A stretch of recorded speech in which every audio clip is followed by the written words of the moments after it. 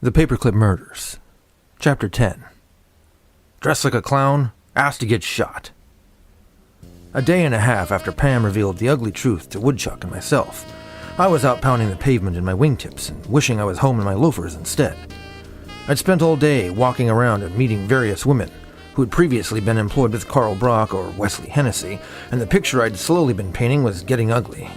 It seemed they had a regular penchant for plucking ripe peaches, and if I said that too many times fast, my tongue was going to end up in a collision with bad taste.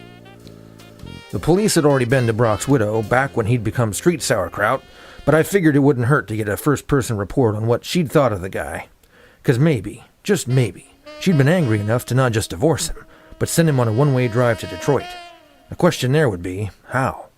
The sun passed behind the clouds as I pulled into Mulberry Avenue, a quiet little chunk of domesticity, all wrapped up in cookie-cutter houses and yards that practically screamed the Nelson family lived there.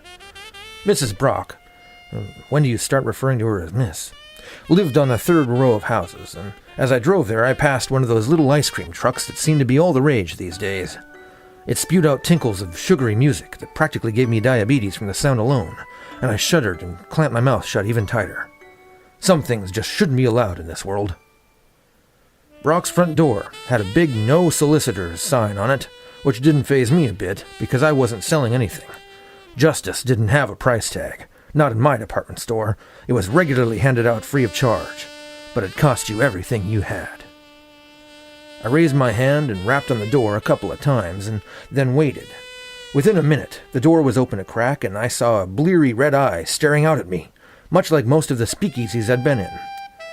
I assumed that this painful thing looking at me belonged to Mrs. Brock, and that it had a twin hiding behind the door, but the thought that perhaps all that was behind it was a floating, teary orb with fingers and a trembling "who is it?" had me momentarily disturbed. I blinked and cleared my throat. "Ma'am, my name is Carrington Gray, and I'm a private detective.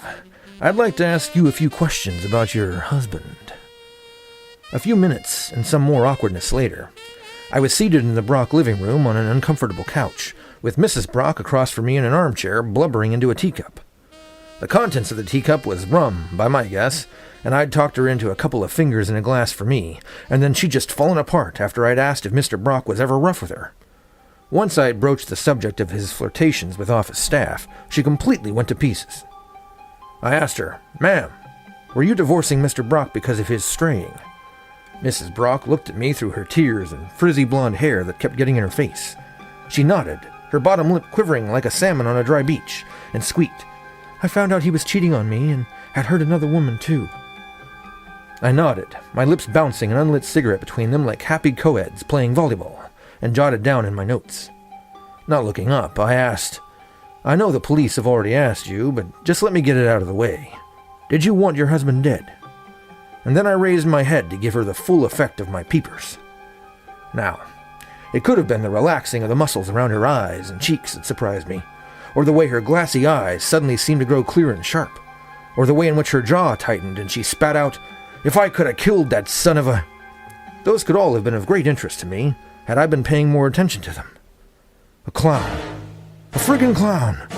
A big, spooky, leering, friggin', unholy, bug-eyed, stupid, Jezebel clown was looking right at me. I tell you, kiddos, right then my gut felt like I was at the doctor's office for the annual look-see, and the doc was playing Five-Finger Prairie Dog. I blinked. The cigarette tumbled end over end from my mouth, and my eyes finally got my brain to listen to them and reported that I was seeing a clown standing outside of Mrs. Brock's living room window, looking right in at us over her shoulder. The clown started, blinked, mouth open, and it occurred to me that he was as surprised to be looking straight at me as I was at him. I jumped to my feet, guns springing from their holsters like kangaroos, as Mrs. Brock's eyes widened in alarm and she started sputtering frantic notions about surrender.